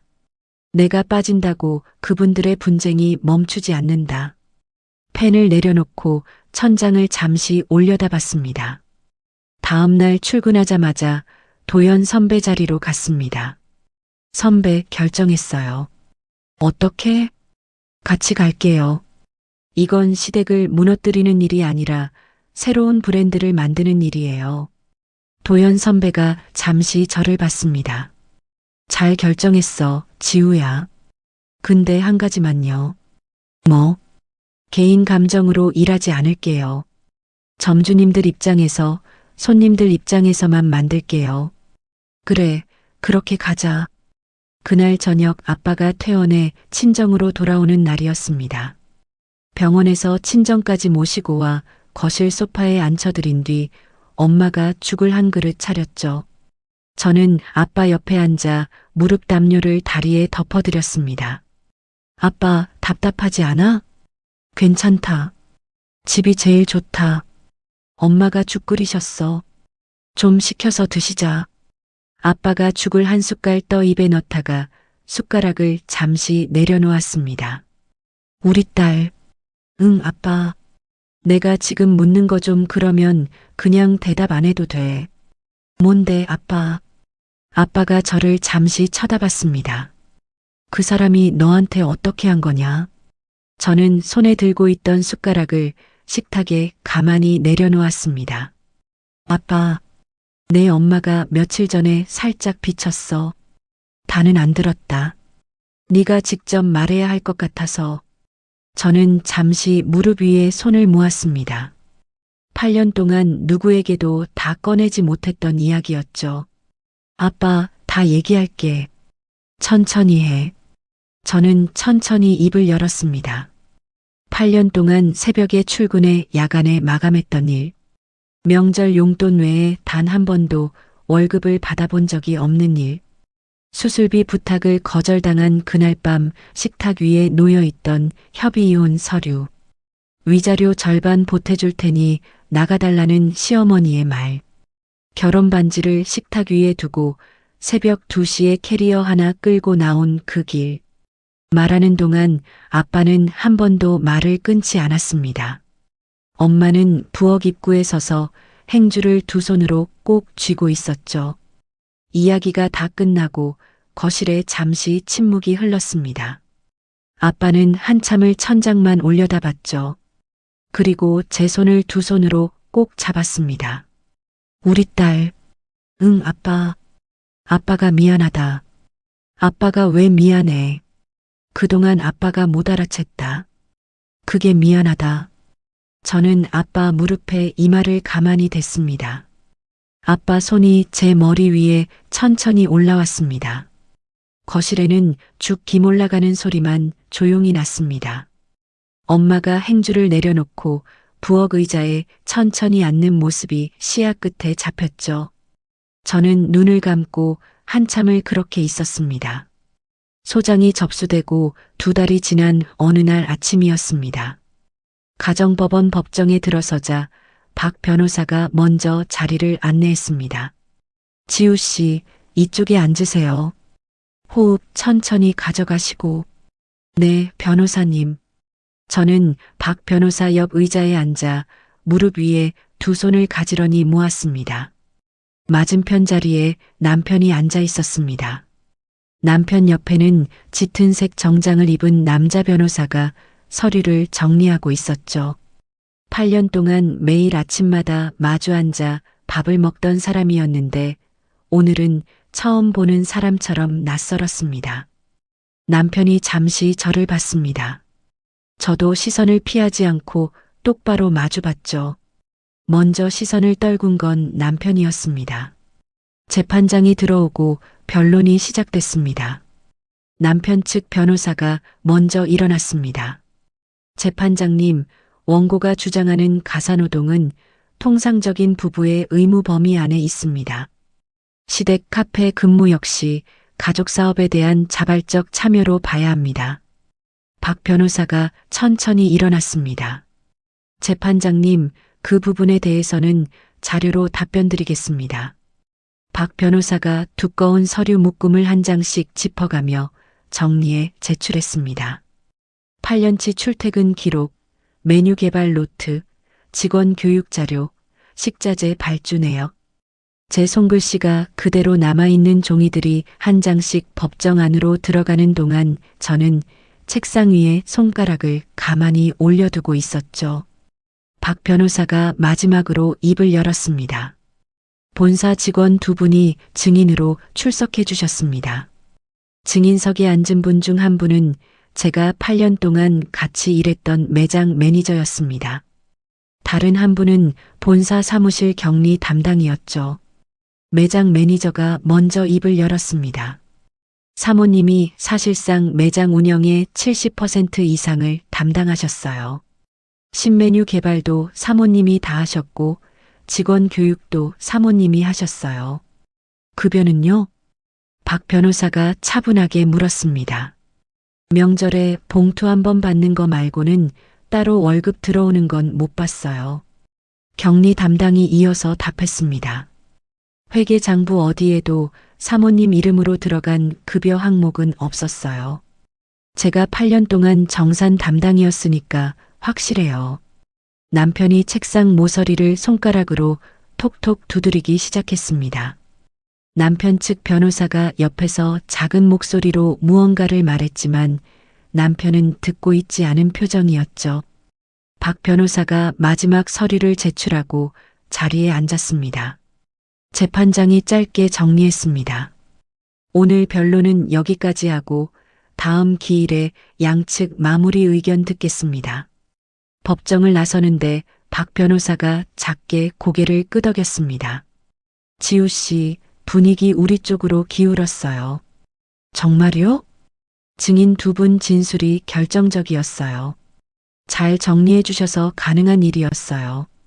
저는 그저 가방끈을 꼭 쥐고 고개를 끄덕였습니다. 법원 정문을 향해 걸어 나오는데 정문 옆 화단 쪽에서 누군가 다가왔습니다. 시어머니였습니다. 머리는 평소처럼 단정하게 손질되어 있었지만 화장은 옅었고 입술이 살짝 떨리는 게 보였죠. 예. 저는 그 자리에서 멈췄습니다. 박 변호사가 한 걸음 뒤로 빠지며 시아버지를 향하던 발걸음을 잠시 늦췄습니다. 시어머니가 다가와 제 팔을 잡았습니다. 잠깐만. 본가로 가자. 가서 다 풀어보자. 응? 어머님, 네가 받은 상처는 내가 다 알아. 내가 그동안 잘못한 거 인정할게. 그러니까 한 번만 본가로 가자. 저는 시어머니 손이 닿은 제 팔을 잠시 내려다봤습니다. 8년 동안 한 번도 잡혔던 적이 없는 손이었죠. 이렇게 매달리듯 잡힌 것도 처음이었습니다. 저는 시어머니 손을 천천히 떼어냈습니다. 어머님, 예. 저는 본가로 안 가요. 그동안 잘못하셨다는 말씀은요. 어머님 마음 안에서 정리하시면 돼요. 저한테 풀러 오시는 거 아니에요. 시어머니가 잠시 입을 다물고 저를 봤습니다. 너 진짜 이렇게 끝까지 갈 거니? 네, 끝까지 갈 거예요. 법정에서 만나요, 어머님. 저는 등을 돌렸습니다. 뒤에서 시어머니가 무언가 더 말하려는 목소리가 들렸지만 박 변호사가 자연스럽게 사이를 가로막아줬죠. 법원 정문을 빠져나오자 도연 선배 차가 길가에 세워져 있었습니다. 선배가 운전석 창문을 내리며 손을 흔들었죠. 지우야, 타. 오늘 저녁에 1호점 오픈 행사야. 잊지 않았지. 잠깐만요, 선배. 숨 좀 고르고. 저는 차 옆에 잠시 서서 호흡을 가다듬었습니다. 박 변호사가 등 뒤에서 작게 말했죠. 가세요, 지우 씨. 오늘은 일하는 게 약이에요. 오후 6시 가맹점주 연합의 새 브랜드 1호점 오픈 행사가 시작됐습니다. 매장 이름은 오후의 정원이었습니다. 매장 입구에 화환이 줄지어 서 있었고 가맹점주 7분이 입구에서 손님을 맞고 있었죠. 제가 매장 안으로 들어서자 김점주님이 한 걸음에 다가왔습니다. 사모님 와주셨어요. 점주님 오픈 축하드려요. 사모님 메뉴 5종이 오늘 진열대 한가운데 있어요. 한번 보세요. 저는 진열대 앞으로 다가갔습니다. 8년 동안 시댁 카페 본점 진열대에 올리지 못했던 메뉴들이 오늘 다른 가게의 한가운데에 가지런히 놓여 있었죠. 손님들이 줄을 서서 차례로 디저트를 골랐습니다. 저녁 8시가 넘어가자 김점주님이 매장 안쪽 사무실로 저를 잠시 불렀습니다. 사모님, 오늘 첫날 매출이요. 네. 800만 원 찍었어요. 800만 원이요? 네. 점주들 다 울었어요. 진짜. 김점주님이 두 손을 가만히 마주 쥐었습니다. 사모님 없었으면 여기까지 못 왔어요. 점주님, 그건 제가 한 게 아니에요. 점주님들이 직접 일어선 거예요. 사모님이 디딤돌이 돼주신 거잖아요. 저는 살짝 미소를 지으며 사무실 문을 닫았습니다. 매장 한쪽에서는 자영업 전문 유튜브 채널 한 곳이 짧은 인터뷰를 진행하고 있었습니다. 촬영 감독이 카메라 위치를 잡으며 저에게 물었죠. 한지우 대표님, 짧게 한 말씀만 부탁드려요. 오늘 메뉴 개발하신 셰프로 소개해 드리려고요. 네, 길지 않게요. 카메라 들어갑니다. 휴. 저는 카메라 렌즈를 한번 본 뒤 입을 열었습니다. 오늘 이 자리에 오신 분들은 손님이 아니라 동료라고 생각해요. 점주님들이 새로 시작하시는 가게니까요. 디저트는 만든 사람보다 드시는 분이 더 오래 기억해 주세요. 촬영 감독이 모니터를 보며 짧게 끄덕였습니다. 좋아요. 컷. 영상은 그 주말에 채널에 올라왔습니다. 일주일 만에 조회수가 50만을 넘었죠. 댓글창에는 같은 질문이 끝없이 올라왔습니다. 이 셰프 누구냐? 이 가게 어디냐? 메뉴 어디서 살 수 있냐? 같은 시각, 시댁 카페 본사는 가맹점주 3분의 1이 새 브랜드로 빠져나가면서 흔들리기 시작했습니다. 남아있는 매장들도 매출이 30% 이상 줄었다는 이야기가 옛 직원을 통해 들어왔죠. 시아버지는 직접 매장에 나와 운영을 챙기는 비상체제로 들어갔다고 했습니다. 시어머니는 본가를 나와 강남의 한 호텔 레지던스에 임시 거처를 마련했다는 소식이 박 변호사에게도 전해졌습니다. 시아버지가 시어머니에게 정식으로 이혼 조정 절차를 시작했다는 이야기까지 함께였죠. 저는 박 변호사 사무실에서 그 소식을 듣고도 표정이 흔들리지 않았습니다. 그러시군요. 지우 씨, 괜찮으세요? 네, 괜찮아요. 이제는 들어도 별 감정이 안 들어요. 박 변호사가 안경을 고쳤으며 살짝 미소를 지었습니다. 남편 쪽 소식도 같은 자리에서 들었습니다. 위자료 마련을 위해 차량과 골프 회원권을 처분한다는 이야기였죠. 다만 처분 금액으로도 청구 금액의 절반에 못 미친다고 했습니다. 강제 집행으로 갈 수도 있어요.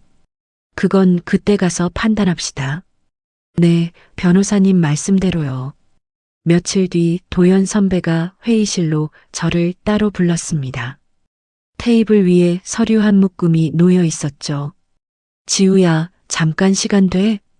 네, 선배. 우리 회사 안에서 사내 프로젝트 하나 만들려고. 작은 디저트 브랜드 론칭. 어떤 거요? 자본금 따로 안 들고 회사 인프라 활용해서 내 이름 건 브랜드 시작하는 거. 6개월 운영해보고 흑자 나면 회사에서 분사해서 독립법인으로 가는 거야. 저는 서류를 한 장 넘겨봤습니다. 브랜드 컨셉, 매장 형태, 예상 매출, 인력 구성안이 차례로 정리되어 있었죠. 선배, 왜? 이거 너무 큰 거 아니에요? 네가 하면 충분히 굴러가. 지우야, 지금 너 메뉴 한 종만 들고 가도 손님이 줄 서. 그걸 회사가 잡아주는 거야. 너한테 부담 안 가게. 저는 서류를 다시 한번 정리해 가방에 넣었습니다. 며칠만 생각해 볼게요. 천천히 봐. 사내 프로젝트는 그렇게 시작됐습니다. 작은 팝업 매장부터 첫 주에 매출이 예상치를 2배 넘게 찍었죠. 3개월 차에 손익분기점을 넘었고 6개월 차에는 흑자 전환에 성공했습니다. 도연 선배가 회사 이사회를 통해 이 사업부를 독립법인으로 분사하는 안건을 통과시켰습니다. 분사 결정이 난 다음 날 선배가 사무실로 저를 불렀습니다. 회의 테이블에 작은 서류 한 부가 놓여 있었죠. 지우야, 앉아. 네, 선배. 신설법인 대표이사 자리 너한테 정식으로 제안해. 선배, 이 회사는 내 이름으로 가는 게 맞아. 나는 임원으로 옆에서 받쳐줄게. 저는 서류 첫 장을 펼쳤습니다. 신설법인 한지우 대표라는 글자가 인쇄되어 있었죠. 손끝으로 그 글자를 가만히 짚었습니다. 8년 전 호텔 베이커리를 떠나던 날에 제가 떠올랐습니다. 그날 사물함을 정리하며 명함 한 장을 비닐 포켓에 넣어두던 손. 이름 석자를 잠시 들여다보다가 명함첩 맨 뒷자리에 꽂아두고 문을 닫고 나오던 발걸음. 그 길을 그때 영영 잃어버렸다고 생각했었죠. 저는 서류를 천천히 덮으며 입을 열었습니다. 선배, 응, 한번 해볼게요. 도연 선배가 작게 웃었습니다. 잘 결정했어, 지우야. 저는 서류를 가방에 넣고 사무실을 나왔습니다. 복도 끝 창문 너머로 해가 비스듬히 들어오고 있었습니다. 원룸으로 돌아와 책상 앞에 앉았습니다. 가계약서를 다시 꺼내 한 줄씩 들여다봤죠. 신설법인 한지우 대표. 펜을 잡지 않고 그저 그 줄을 한참 들여다봤습니다. 창밖에서 멀리 차 지나가는 소리가 들려왔죠. 저는 가계약서를 책상 위에 가지런히 놓아두고 형광등을 껐습니다. 이혼 소송 선고 당일 아침이었습니다. 가정법원 앞에 박 변호사가 먼저 와 기다리고 있었습니다. 지우 씨, 오늘만 잘 견디시면 돼요. 네, 변호사님. 판결문은 길지 않을 거예요. 결론만 듣고 나오시면 됩니다. 법정 안으로 들어가 자리에 앉자 맞은편에 남편이 보였습니다. 지난번보다 얼굴이 더 야위어 있었고 정장도 헐렁해 보였죠. 저는 남편을 향해 시선을 두지 않았습니다. 재판장이 입을 열었습니다. 이혼 사유로 피고의 부정행위를 인정하고 원고가 결혼 기간 중 시댁 카페에 대해 무급으로 노동을 제공한 기여도가 입증되었다는 점을 함께 판단합니다. 박 변호사가 옆에서 작게 펜을 잡았습니다.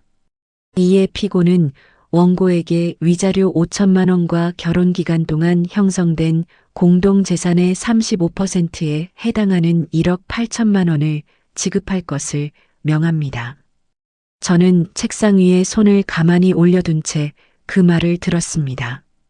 가슴이 뜨거워지지도 차가워지지도 않았죠.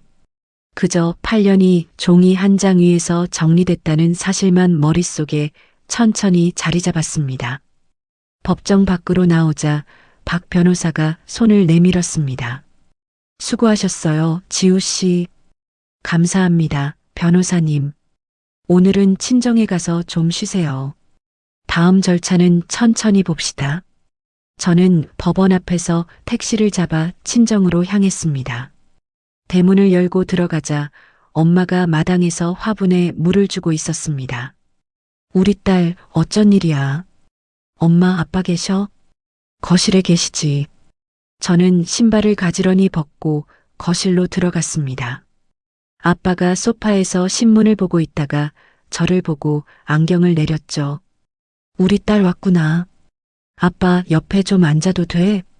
앉아라. 저는 아빠 옆에 앉아 무릎 위에 두 손을 모았습니다. 아빠, 응? 오늘 판결 났어. 끝났어, 다. 아빠가 신문을 천천히 접어 옆에 내려놓았습니다. 엄마가 부엌 입구에 멈춰서서 행주를 두 손으로 꼭 쥐었죠. 거실에 잠시 침묵이 흘렀습니다. 아빠가 제 어깨를 한번 가만히 두드렸습니다. 잘했다. 아빠, 잘했다. 우리 딸. 저는 아빠 어깨에 머리를 잠깐 기댔습니다. 8년 동안 등에 얹혀있던 짐이 그 한마디로 천천히 내려가는 게 느껴졌습니다. 며칠 뒤 위자료와 재산분할금 일부가 통장으로 들어왔습니다. 저는 가장 먼저 아빠의 남은 병원비를 전액 상환했습니다. 남은 돈 일부로 친정집 노후 보일러를 새 것으로 바꾸고 주방을 새로 손봤죠. 엄마가 새 싱크대 앞에 서서 한참 손으로 쓸어보다가 작게 고개를 끄덕였습니다. 이게 다 우리 딸 손에서 나온 거구나. 엄마, 손은 안 흘렸는데.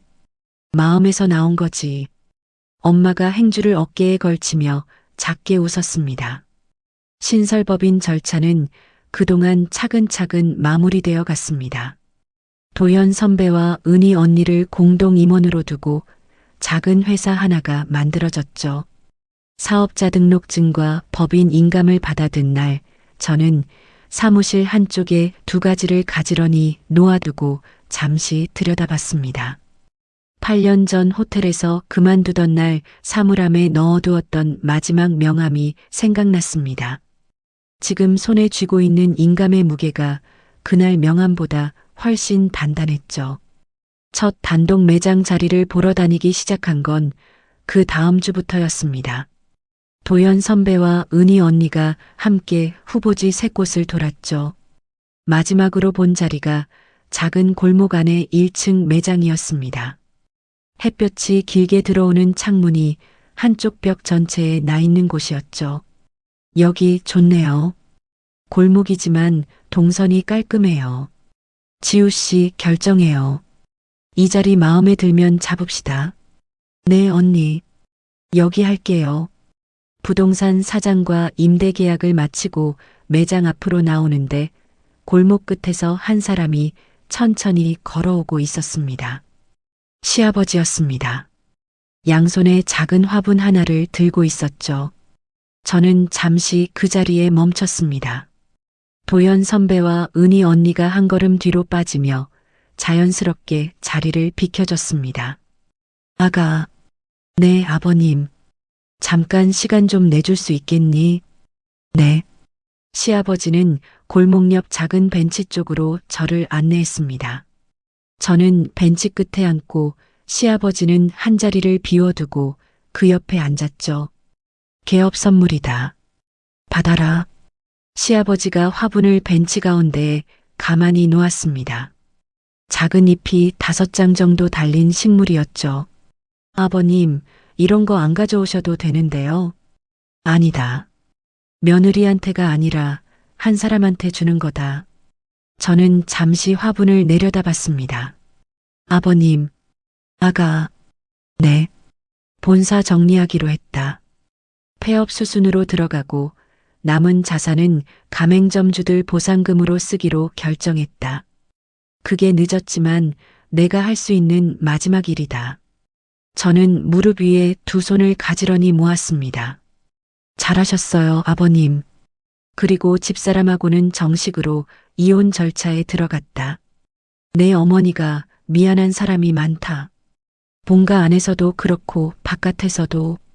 저는 시아버지 옆 얼굴을 잠시 봤습니다. 8년 동안 한 번도 본 적 없는 표정이었죠. 아버님, 응.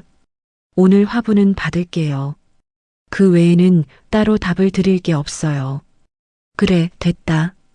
시아버지가 자리에서 일어났습니다. 아가, 잘 살아라. 네. 시아버지는 등을 돌려 골목 끝으로 천천히 걸어 나갔습니다. 저는 벤치에 잠시 더 앉아 화분잎을 손가락 끝으로 가만히 만져봤습니다. 도연 선배가 멀리서 다가왔습니다. 지우야, 괜찮아? 괜찮아요, 선배. 화분 내가 들어다 줄까? 아니요, 제가 들고 갈게요. 저는 화분을 두 손으로 들고 매장 쪽으로 천천히 걸어 들어갔습니다. 그 무렵 시어머니 소식이 박 변호사를 통해 전해졌습니다. 호텔 레지던스 생활을 정리하고 지방 친정 근처 요양병원에 입원했다는 이야기였죠. 건강이 많이 안 좋아지셨다고 했습니다. 전 남편 쪽 소식도 함께였습니다. 위자료 일부를 갚지 못해 강제 집행 절차에 들어갔다고요. 차량과 골프 회원권 처분 금액으로는 청구액의 절반밖에 메우지 못했으니 예상한 결과였습니다. 며칠 뒤 자영업 커뮤니티에 짧은 기사 하나가 올라왔습니다. 다른 지역에서 30대 여성 한 명이 비슷한 수법으로 또 다른 유부남에게 접근하다 사기 혐의로 입건됐다는 기사였죠. 저는 그 기사 제목만 한 번 보고 더 클릭하지 않았습니다. 매장 인테리어가 시작됐습니다. 벽에 흰 페인트를 새로 바르고 진열대 자리를 손으로 직접 짚어가며 위치를 잡았습니다. 매장 이름은 도연 선배와 은희 언니 그리고 저 셋이 작은 회의실에 모여 정했죠. 지우의 정원 어때요? 은희 언니가 먼저 입을 열었습니다. 제 이름을 거기다 붙여요? 붙여야지. 지금이 아니면 언제 거는데. 도연 선배가 옆에서 작게 끄덕였습니다. 좋다, 지우의 정원. 어감도 자연스럽고. 저는 화이트보드에 쓰인 4글자를 한참 봤습니다. 네, 그렇게 해요. 오픈 준비가 막바지에 이른 어느 날 저녁이었습니다. 도연 선배가 매장 한쪽에서 진열대를 닦다가 잠시 손을 멈췄습니다. 지우야. 네, 선배. 오픈 전에 한 가지만 정리해 두자. 뭔데요? 도연 선배가 행주를 옆에 내려놓고 저를 봤습니다. 네가 매장 안정될 때까지 나는 일적으로만 옆에 있을게. 사적인 얘기는 매장이 자리 잡고 난 다음에 다시 꺼낼게. 저는 진열대 모서리를 손가락으로 가만히 짚었습니다. 선배, 부담 갖지 말라고 미리 말해두는 거야. 지금은 매장에만 집중해. 네, 선배. 고마워요. 도연 선배가 다시 행주를 들고 진열대를 닫기 시작했죠. 저도 옆 진열대로 가서 손을 움직였습니다. 오픈 전날 오후 친정 부모님과 큰이모, 그리고 은희 언니가 차례로 매장에 들렀습니다. 엄마가 직접 떡 상자를 하나 들고 왔죠. 우리 딸, 떡 한 상자 돌리고 시작해. 동네 인사하는 거야. 엄마 고마워. 큰이모가 작은 화환 하나를 매장 입구에 놓고 가셨습니다. 지우야, 큰이모는 별로 한 게 없지만 마음만 받아라. 이모, 안 그러셔도 돼요. 이모도 좀 으스대고 싶다. 우리 조카가 차린 가게라고. 큰이모가 웃으며 손을 흔들고 가셨죠. 은희 언니는 매장 안쪽 작은 작업대 쪽을 둘러보다가 작게 한숨을 쉬었습니다.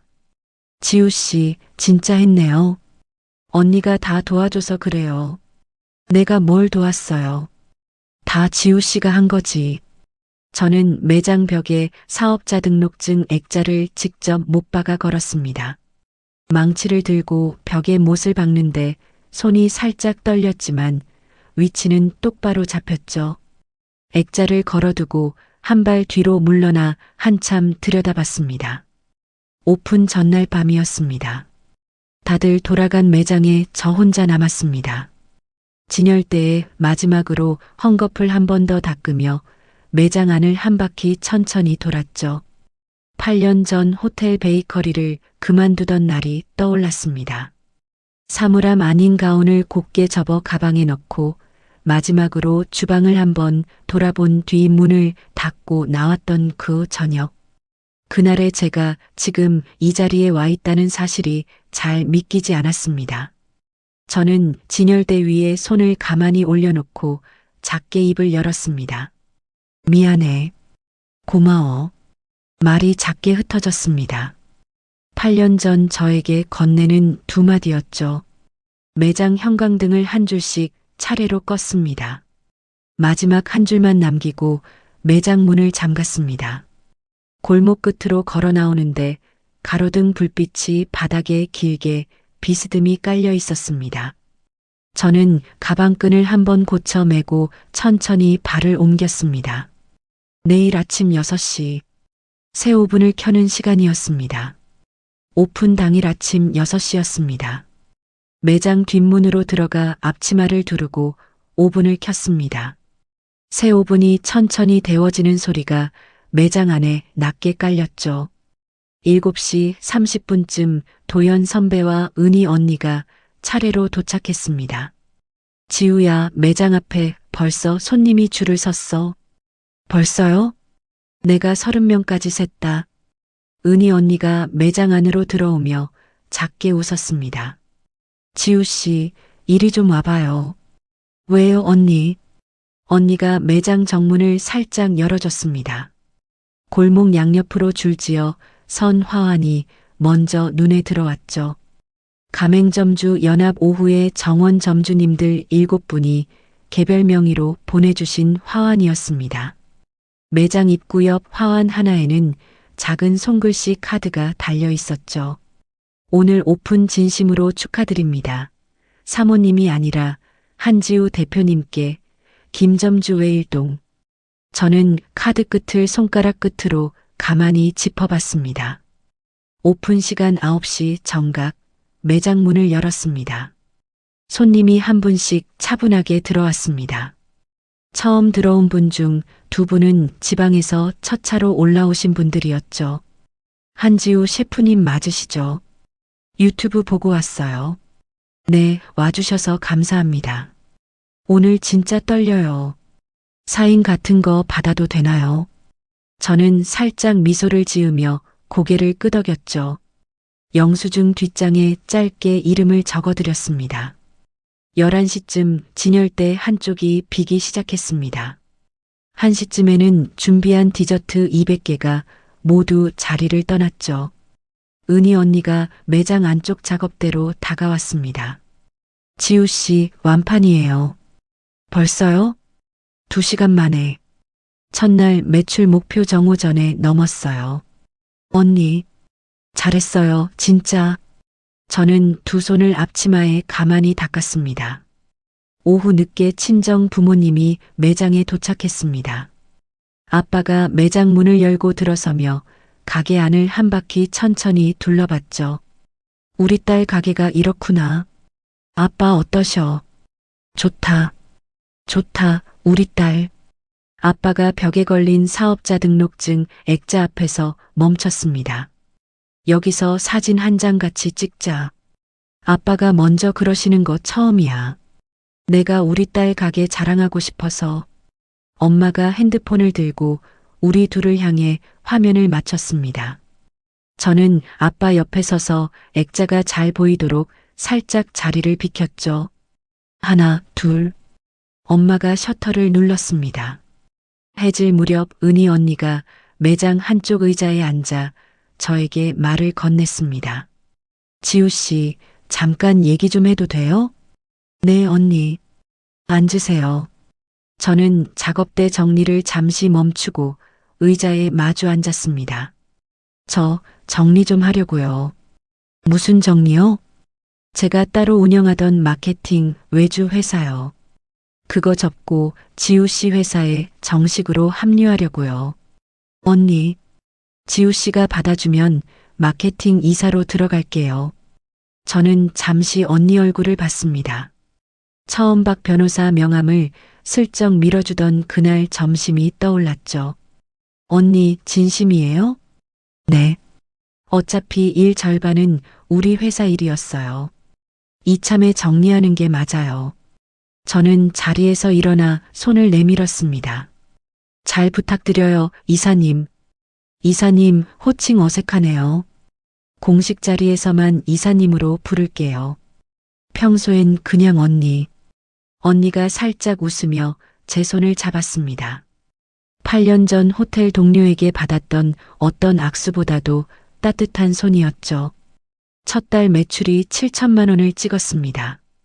도연 선배는 사무실에서 매출표를 보다가 안경을 고쳤었죠. 지우야, 이거 너무 좋게만 봤지 마. 왜요? 오픈 효과야. 진짜 승부는 3개월 뒤부터야. 네, 저도 그렇게 생각해요. 저는 운영 계획표를 다시 손에 들었습니다. 3개월 뒤 안정적인 월 매출 4천만 원에서 5천만 원대로 자리 잡는 게 목표였죠. 신메뉴 회전 주기, 인력 운영, 재료 단가 관리. 8년 동안 시댁 카페 본점에서 손에 익혔던 일들이 이번에는 제 이름 아래에서 다시 굴러가기 시작했습니다. 오픈 한 달이 지난 어느 오후였습니다. 매장으로 작은 편지 한 통이 도착했습니다. 발신인 자리에 적힌 이름을 보고 저는 잠시 봉투를 손에 든 채로 멈췄습니다. 전 시어머니 최영숙, 지방 요양병원 주소가 함께 적혀 있었죠. 저는 매장 안쪽 사무실로 들어가 봉투를 열었습니다. 손글씨가 작고 떨려 있었습니다. 그때 잘못했다. 용서는 바라지 않는다. 다만 미안하다는 말은 꼭 전하고 싶었다. 너는 잘 살아라. 문장이 짧고 서툴렀습니다. 평소 시어머니가 쓰던 단단한 말투와는 전혀 달랐죠. 저는 편지를 한번 끝까지 읽고 그대로 봉투에 다시 넣었습니다. 답장을 쓰지 않았습니다. 매장 안쪽 작은 서랍을 열어 봉투를 깊은 자리에 가만히 넣어두었죠. 용서한다거나 하지 않는다거나 그런 답을 지금 정해야 할 이유가 없다는 생각이 들었습니다. 용서는 누가 정해달라고 한다고 정하는 게 아니더라고요. 매장이 오픈한 지 2달쯤 지난 어느 저녁이었습니다. 운영이 안정 궤도에 들어선 시점이었죠. 매장 정리를 마치고 사무실에서 다음 주 일정표를 짜고 있는데 도연 선배가 들어왔습니다. 지우야, 잠깐 시간 돼? 네, 선배. 선배가 작은 의자에 마주 앉았습니다. 오늘은 일 얘기 아니야. 오픈 2달 됐고 매장 자리도 잡았고 약속한 시점이 됐어. 저는 펜을 책상 위에 가만히 내려놓았습니다. 지우야, 일적으로 옆에 있는 거 말고 한 사람으로 천천히 알아가고 싶어. 부담 갖지 말고 들어줘. 선배, 답은 지금 안 줘도 돼. 시간 필요하면 시간 가져. 저는 잠시 책상 위 펜을 손가락 끝으로 굴려봤습니다. 선배, 응, 저 솔직히 말씀드릴게요. 지금 당장 답드리기는 어려워요. 그래, 알아.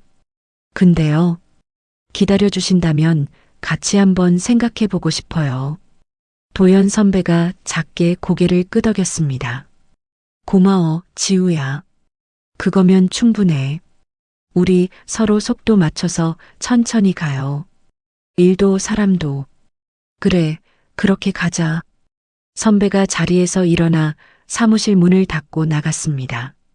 저는 책상 위 펜을 다시 손에 잡았습니다. 종이 한 장에 다음 주 회의 안건 옆 빈자리에 작게 한 줄을 적었죠. 천천히. 수술 후 1년 정기 검진 날이었습니다.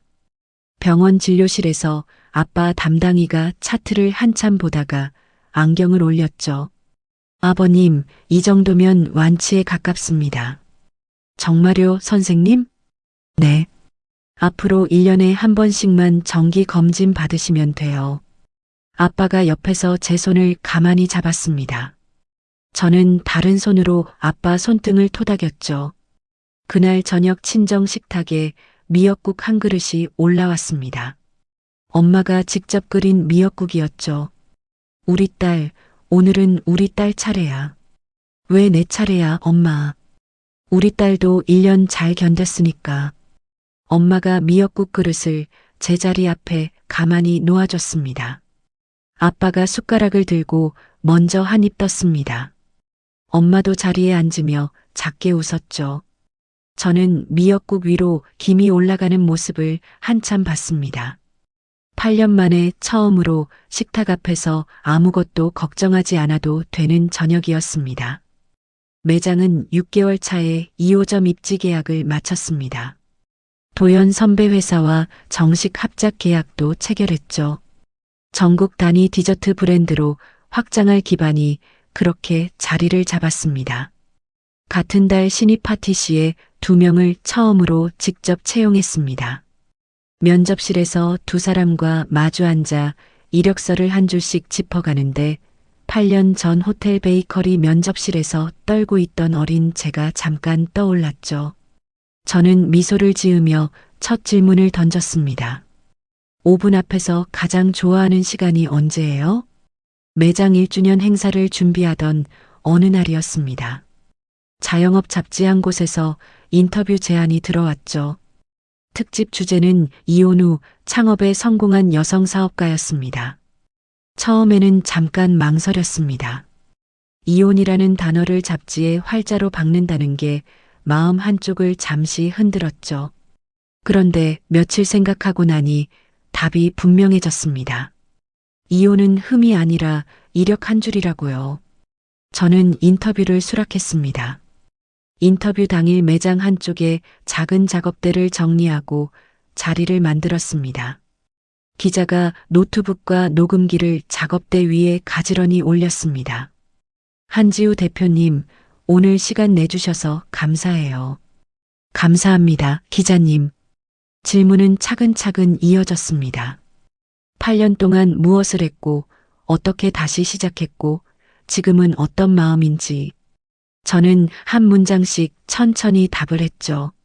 마지막 질문이 남았을 때 기자가 노트북 옆에 펜을 잠시 내려놓았습니다. 마지막 질문은 좀 사적인 거예요. 네, 말씀하세요. 그때 빈손으로 집을 나오시던 날에 자신에게 한마디 한다면 뭐라고 하시고 싶으세요? 저는 잠시 창밖을 봤습니다. 매장 통유리 너머로 골목이 길게 보였습니다. 가로수 잎이 천천히 흔들리고 있었죠. 저는 다시 기자 쪽으로 시선을 돌리며 입을 열었습니다. 잃은 게 아니라 되찾은 거였다고요. 그때 그 한 걸음이 지금의 저를 만들었다고. 그 말 꼭 해주고 싶어요. 기자가 노트북에 천천히 그 문장을 옮겨 적었습니다. 녹음기가 작게 돌아가는 소리만 작업대 위에서 들렸죠. 인터뷰가 끝나고 매장 정문까지 기자를 배웅했습니다. 기자가 마지막으로 한 번 더 고개를 숙이고 골목 끝으로 걸어 나갔죠. 저는 매장 입구에 잠시 서서 그 뒷모습을 봤습니다. 매장 안으로 들어와 진열대 앞에 잠시 멈췄습니다.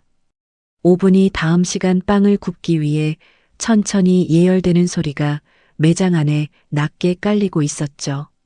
저는 앞치마 끈을 한번 고쳐 매고 작업대 쪽으로 걸어갔습니다. 손등으로 이마를 한번 닦고 밀가루 봉투를 끌어와 계량컵을 손에 잡았습니다. 저녁 손님을 맞을 시간이었습니다. 시청자 여러분, 오늘 한지우 씨 이야기 어떻게 들으셨나요? 빈손으로 새벽 2시에 그 집을 나오던 한지우 씨가 1년 만에 자기 이름 건 가게의 사장이 되기까지 결국 되찾은 건 위자료도 매장도 아니더라고요. 8년 동안 누구의 며느리, 누구의 아내로만 불리던 한 사람이 다시 자기 이름 석자로 살아가게 된 그 과정. 그게 진짜 사람으로 돌아간 길이 아니었나 싶어요. 시청자 여러분, 살아오신 세월 중에 자기 이름 있고 누군가의 엄마로, 아내로, 며느리로만 불린 시간이 분명 있으셨을 거예요. 그 시간이 결코 헛된 게 아니라는 말씀 꼭 드리고 싶어요. 지금 어디에 계시든 한 번도 늦은 적 없습니다. 한지우 씨 말처럼 잃은 게 아니라 되찾는 길 위에 계신 거예요. 오늘도 묵묵히 하루를 살아내신 여러분 진심으로 응원합니다. 오늘 사연이 시원하셨다면 구독과 좋아요 꼭 눌러주시고요.